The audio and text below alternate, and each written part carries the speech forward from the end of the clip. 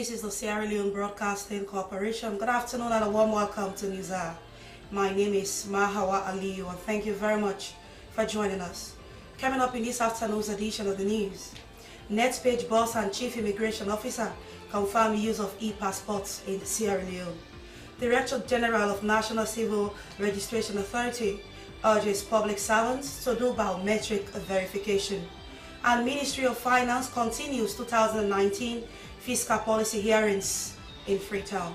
All these stories and more, including business and sport news, lined up in this afternoon's edition of News Hour. Do stay with us.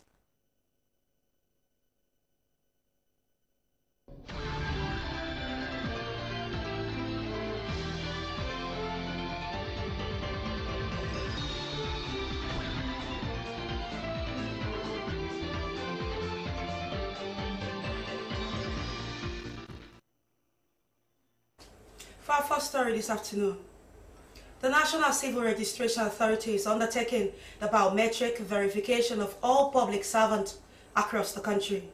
SLBC was at one of the verification centers at the Civil Training Center at Tar Hill here in Freetown. It was there that the Director General of the National Civil Registration Authority spoke with Harold Williams. Sure of who and who are on the payroll of government. We want to have a clean system in place to determine those working for public, genuinely and clearly. And we also want to contain or to stop wastage of public resources. We also want to control or eliminate corruption and ghost working. That is why we are doing this exercise, so that we are able to verify and update your details or register who are those who are not here listed, so that we are able to capture each and every public or civil servant working for government of Australia. Okay. We see uniformed personnel at present. What about teachers and medical practitioners who form a very large bulk of the public service? Maybe you see them here because it's the military. This is close to the military head office, the MOD. If you go to your building now, you will find medical doctors there, nurses, and a host of other people there. This is a process that is capturing every public or civil servant, including those that are paid from the government consolidated income. Mind you, remember yesterday, if you saw it on news, or you had it, His Excellency, the President himself verified and certified him as a verified Sierra Leonean. Okay. As a public servant. Previous exercises have been undertaken to find and eradicate ghost workers. Are you saying that these previous exercises were not successful, or is this just a way of doubling your assurance as a government? Well, not necessarily that they were not successful. Maybe we have the capacity to do more, if not the best, because we have biometric features of every resident in this country, Sierra Leoneans and non-Sierra Leoneans, that those features are not shared by any two. For instance, if you are Mohammed Masakoi, we have all your details. We check and we confirm it is you. What you are seeing today, some people come up, and when you check the system, it is the details of some other person that appears. That is criminal. We don't compromise that. So our system is sophisticated. It's very reliable. It's very credible because it's biometric. Nobody has done that in the past to be able to determine those features clearly like we are doing now. That is why we are tracking people. Haven't you had people being tracked here today? They come with different names, different details. They are tracked and we have advised them. Otherwise, under normal circumstances, we should turn them over to the police. But we have advised them to go and bring their right details for us. We have encouraged people to stop in this list. We want to be sure that people come to us with credible, genuine documentation, so that will ease the government verification. And Manu, this is just Freetown. What about the other major municipal centers of the country? Oh no, this is nationwide.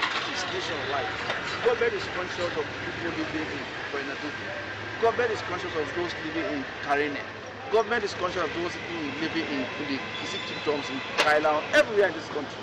That is the reason why this is a solely government-supported project. Every district, every community is represented in this exercise. We have centers across the country. What is happening now is happening elsewhere concurrently. That is why we have a situation room. By the end of the day, every day between 7 and 8 p.m., we are able to collect.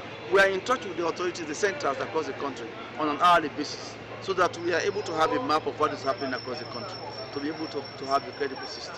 Is this something that has been introduced by the new direction. We're not introduced by the new direction per se. It is the new direction. What it tells you is that it's a government of inclusiveness. It's a government of accountability and transparency. This is just underscoring what the president thinks this country should be like and what people should help him do in this country. To be honest, to be accountable, to be transparent in whatever you do. So the process we are doing now is an integral part of establishing the integrated civil register of vital events in this country. What occurs to you from your birth to your death? That's what we are registering. This is a component of it. Consultations have begun for the planning of this year's Remembrance Day, which falls on November 11th. The Planning Committee has held its first meeting at the Ministry of Defense on Tar Hill in Freetown, where the various committees were told to prepare their budget. The Remembrance Day, or Poppy Day, as it is commonly known, is a day set aside to remember those heroes and heroines who fell in the world wars. Let's join Soriba Samura. Remembrance Day is a memorial day observed in Commonwealth of Nations member states since the end of the First World War to remember the members of their armed forces who had died in the line of duty. Members of the planning committee for this year's Poppy Day ceremony came together in Freetown to look back at some of the challenges they faced during the past commemorations, especially the one in 2017. Key among these committees is the Finance Committee, which has the responsibility of putting together budgets of the subcommittees for onward delivery to the Ministry of Finance for approval.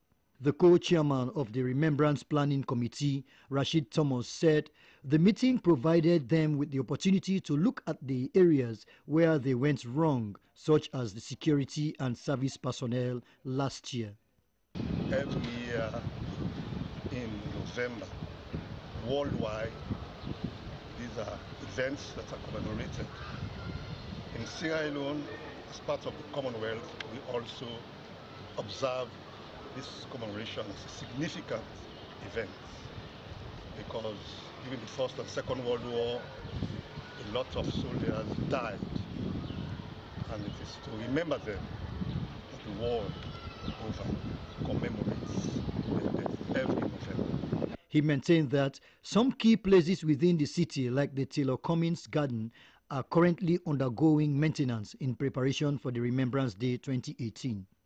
Other members of the Remembrance Day Planning Committee spoke about how some uninvited people went to the presidential reception, noting that it is of utmost importance for the committee to pay attention to the invitations issued out for this year's commemoration. This year's Remembrance Day, also known as Poppy Day, will be observed on the 11th of November. Soriba Samura, SLBC News, Freetown. Now the Chief Technical Officer from the Ministry of Technical and Higher Education, Victor Sise, has discovered that private institutions are benefiting from the fiber net that is supposed to only serve Furby College and IPAM.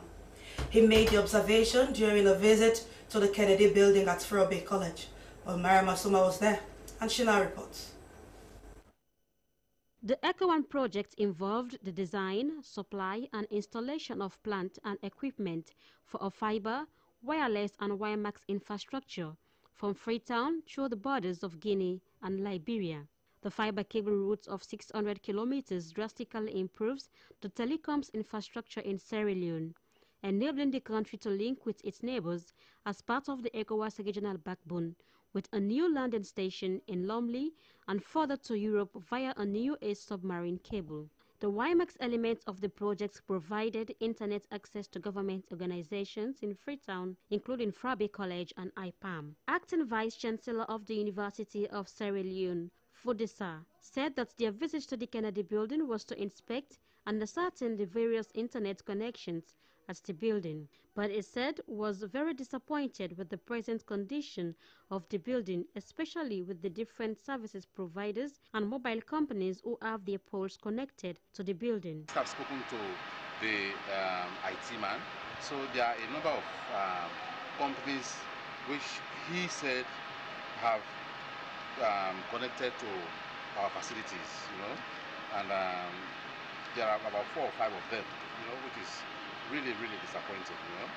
He said there is Abitel, there is CD Investments, there is Deachem, we have UBA and Mitchcom.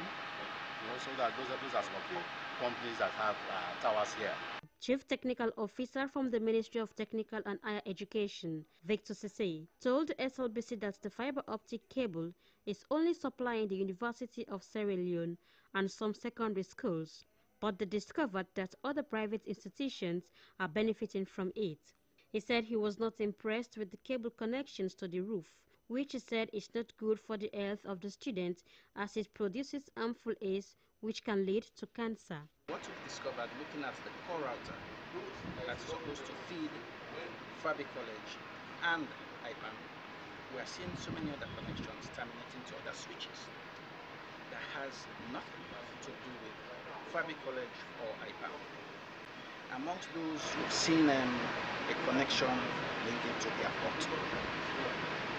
NP East, we have MRU, which I believe stands for Mano River Union, Office Lot 95.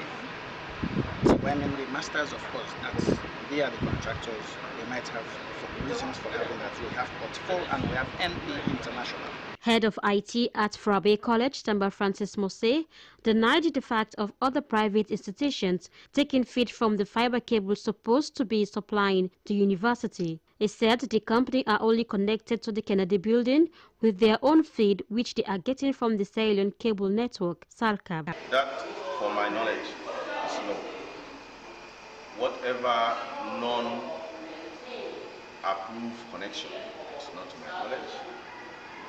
And the connection we are benefiting from as an institution is a World Bank funded project through the Ministry of Information and SALCA combined.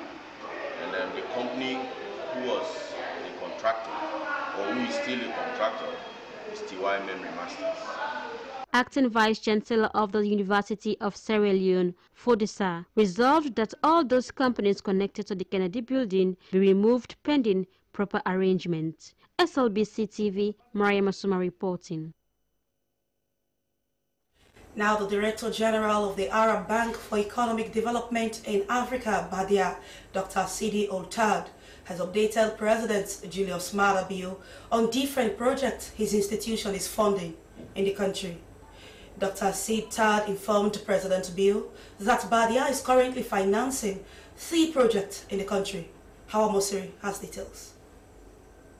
Government of Sierra Leone, Director General of the African Bank for Economic Development in Africa, Dr. Sidi Oluta, stated that his meeting with the President is to get first-hand information of his administration's priority in the area of support. Dr. Sidi Oluta stated that Badia is a multilateral financial institution created for the economic development of Africa, adding that Badia has been embarking on different projects in Sierra Leone. He has also held consultations with the Minister of Finance and team to plan for the next 5 years as they want to hear from the President as well as to know his administration's key priorities. So we have 3 main mandates as a development bank. First is to provide soft lending for long-term development projects. Second, to provide to push for Arab capitals to invest in sub-Saharan Africa, and third, to provide technical assistance. So we have been doing very well on the first and third mandate, but so far the second mandate didn't very much. President Julius Maada Bio commended Badia for the support they have been rendering to the government and the people of Sierra Leone. His government, he noted, is new and wants it on a strong foundation with regards to development. President Bio informed the team about necessary measures put in place in stabilizing the country's economy, which was in a very bad shape when his administration took over office. What we need really is a quick support system, and also that is for the short term, and then going forward we have few projects that fall in line with the programs we set for ourselves. What we want to achieve at the end is a solid foundation for development. We've had a lot of false starts before, That is because the foundation on which the development process of any country should be built were just flimsy. The president also informed the Badia team about the free quality education program that will commence this academic year, which is one of the new directions agenda. The president said the process is ongoing, but the government still needs the necessary support for it to be sustainable. We want to lay a solid foundation that will really support, give a forward momentum to the development process. So what we want really is work very closely. We are committed.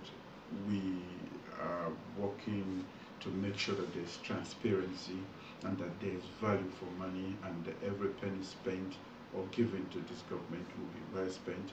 And so we want to have a very good relationship with the bank, and I'm pleased that you really took time to come.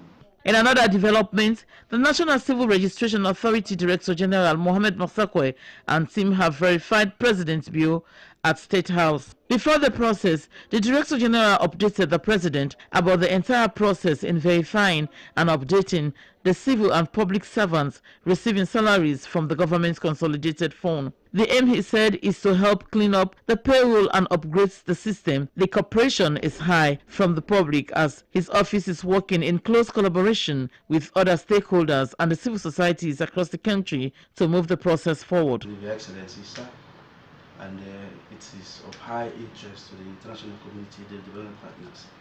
They have expressed so much satisfaction with the leadership that he continues to show in terms of transparency and accountable governance. And they are following up the process, but as far as NCRA, we have made sure that we emulate the example of having an inclusive approach in whatever we do to enhance transparency. President Bio commended them for embarking on such a difficult task and called on them to make sure that they target each and every government institution. Task of verification and updating, and I wish you every success as we embark on the venture to try to streamline the pay system. I wish you every success. Thank you very much. The Deputy Ambassador attached to the Sierra Leone Embassy in Geneva, Switzerland, Mohamed Yubi Safa Esquire, has bade farewell to President Bio at State House. He thanked President Bio for the confidence reposed in him to represent Sierra Leone in the United Nations in Geneva. SABC TV News Eye in Freetown, Hawa Mosiwe reporting. Now the Chief Minister, Professor David John Francis, has called on MDAs to focus their deliverables on the 32 commitment project inside the manifesto of President Bio. He made the statement at the launch of the 2019 financial year policy hearings for ministries, departments and agencies. The launch, which took place at the Bank Complex King Term, brought together MDAs, non-state actors, district budget oversight committees, civil society and the media. Aruna Patrick Camara was there and he sent in this report. By the President's manifesto during the 2018 elections campaign. According to the Chief Minister, Professor David John Francis, the 32 projects in the 2018 elections manifesto by the President are committed to transforming the country. He said improving critical human development, transforming the economy and critical infrastructure are the topmost focus that the new direction will use to moving the country forward. Professor Francis said education, improving the economy, agriculture, health, energy, governance, accountability and fight against corruption, water and security are the pointers that the government is using to attack the needed change of the country. He called on MDAs to focus on the 8 pointers on their budget presentation. Let me reassure you that we have a credible, experienced, seasoned team to lead the change and transformation of this country around these 8 core priorities. Again, that is not to say that it's exclusive of other priorities by ministries, tourism, transportation, but also lands and other areas as well. The Financial Secretary, Ministry of Finance, Jusu, said the policy hearing is one of the ministry's core values and the hub of devolution, where ministries present their top priorities. MDAs, he said, should present their budget based on the government's priority projects. Mr. Jusu said they are going to engage all government parastatals to discuss how they can mobilize revenue and rationalization of expenditure. He said as a ministry they have developed core values strategic plan for the next 5 years. The Deputy Chairman, Parliamentary Committee on Finance, Honorable Moses Edwin, said the state budget of 2019 should be laid in the well of Parliament on the last Friday of October this year. He encouraged MDAs to present budget activities that are of benefit to the people. The Minister of Planning and Economic Development, Nabila Tunis, said they have presented the draft outline plan to the people for a national ownership of the document. She said as the national planning process is going on with the budget discussion, it will help them to have a proper planning target base. The Minister of Finance, Jacob Jusuf Safar, said the financial policy will focus on improving revenue mobilization, and that is why a national monitoring agency is going to be established. He added that automated system is going to be introduced in making sure that revenue generation becomes easier, adding that local councils are going to account for the revenue they generate for them not to depend on the central government budget. As a result, we've established a fiscal risk management and state-owned enterprise oversight division in the Ministry of Finance. This will ensure that fiscal risks are adequately identified, quantified, monitored, mitigated, and exposed. That's I'm very pleased for the support and plenty for the state house and particularly the Chief Minister. The moment there's an investment proposal to them, we consult with us to know the fiscal risk associated with it. And to date, I'm happy to say that they've respected our discussion. So those who think that it's business as usual, all investment proposal will be accepted by this government, no, we are not that responsible. Mr. Safar said they are going to reduce the expenses of vehicle maintenance and fuel costs for government vehicles.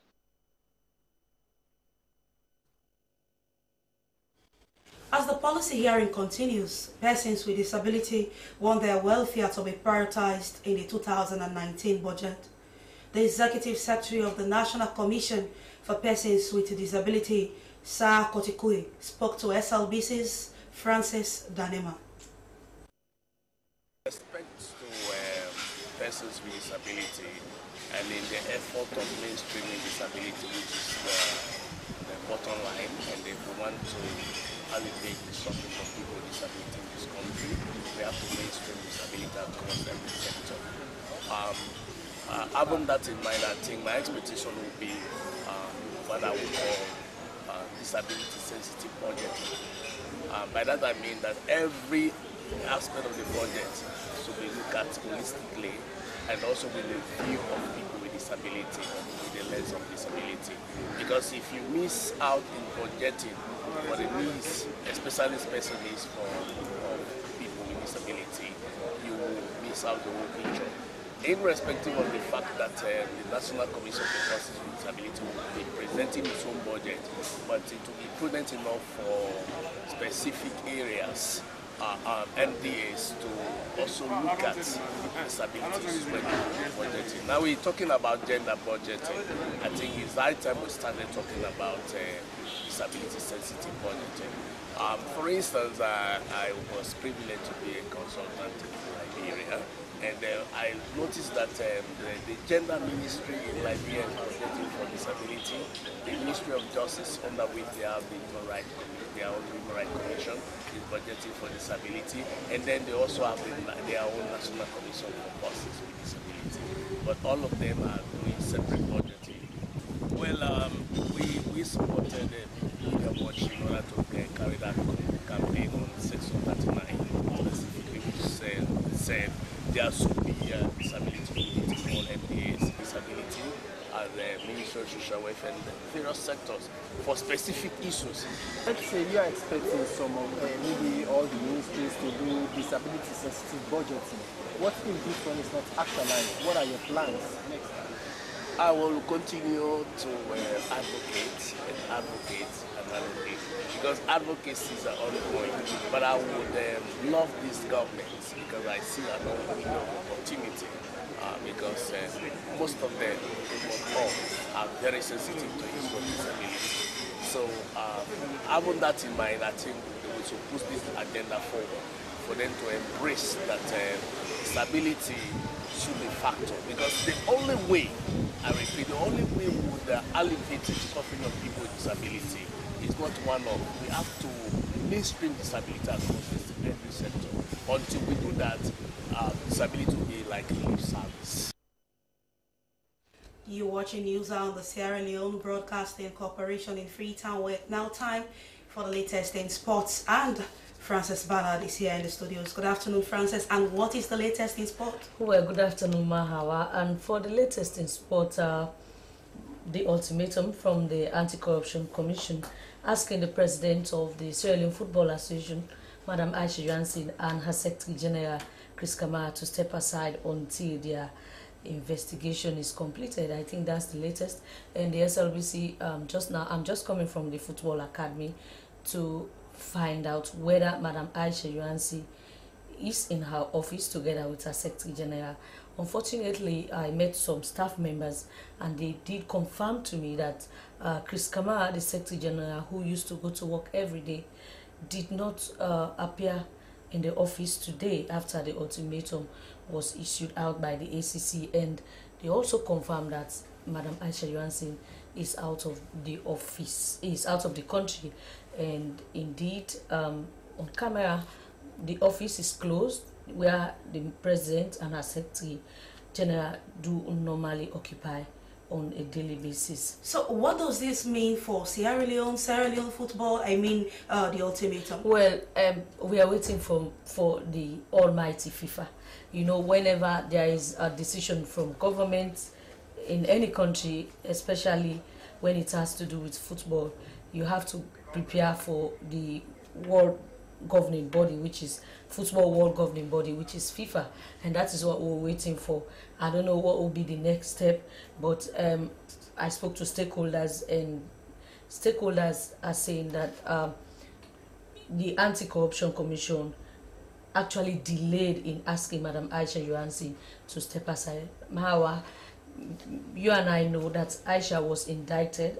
Aisha, together with her Secretary General, they were both indicted by the ACC a year ago, but they asked them to step aside, and this is not the first time and a football official is being asked to step aside by the ACC. I could recall some years back the former Secretary General Ali Mubar was asked to step aside by the ACC. Abubakar Kamara, people call him Sweet Cake, was also asked to step aside. He was the administrative secretary, you know, by the ACC, because they were indicted by the ACC. Is this going to eat dividend at the end of the day? Well, that's what I'm saying. We are waiting for the almighty FIFA, because they will soon come out with a statement saying that, well, we will not work with the government of Sierra Leone, and Aisha is not working for your government, and therefore, so we are waiting for them. But Mahawa, I think we have to go for another sports story that has to do with the national team, Leone Stars, as Minister of Sports Ibrahim Nyelenke yesterday briefed journalists on the size of delegation that traveled with Leone Stars to Ethiopia. The Walia Antelope of Ethiopia defeated Sierra Leone by a lone goal in Group F qualifiers of the 2019 African Nations Cup qualifiers, which will be held in Cameroon. Well, the press conference was held at the Ministry's conference room at the Siaka Stevens Stadium in Freetown. Esther Marie Samoa was present, and she filed in this report. Had a 1-0 defeat to their East African counterparts in the African Cup of Nations qualifiers after Jitane Kebede scored from a penalty spot. 45-man delegation traveled to Ethiopia. According to the Minister of Sport, Ibrahim Nyelenke, 37 were officially taken care of by the government, and the rest were not, as being reported. He gave a breakdown. 37 delegates were budgeted for the Ethiopia-Sierra Leone encounter. As I sit here, let me just give you a quick breakdown. 23 players we are budgeted for. 8 officials of the technical team we are budgeted for. 2 from the ministry we are budgeted for, 2 for the FA, we are budgeted for the media, 1 media for the SLBC.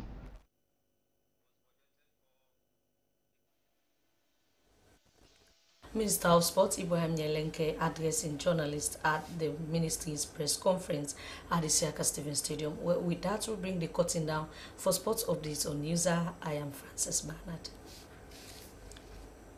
Well, many thanks there indeed to Frances Bernard for the latest in sport. And now to end news, a quick reminder of the top stories. NetPage boss and chief immigration officer have confirmed the use of e-passports in Sierra Leone.